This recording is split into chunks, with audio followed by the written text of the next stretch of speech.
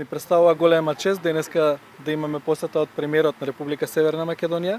Исто така чест и задоволството е уште поголемо да го промовираме новиот јавен оглас за реконструкција на електростатските филтри овде во рек Битола, што ќе допринесе многу за заштита на животната околина. Постоечките електростатски филтри се направени во далечните 1979 година, модернизирани и реконструирани по 1989 година.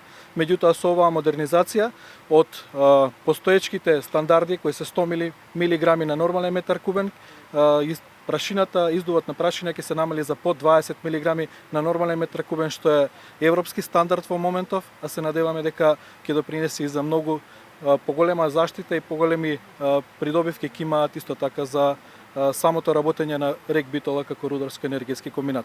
Како АДЛМ не застануваме овде.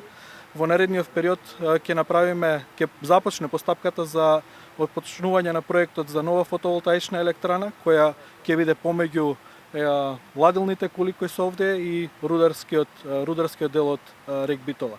Како АДЛМ вложуваме понатака и ќе вложуваме во рек Битола и во другите електрани и другите производни капацитети во наша собственост.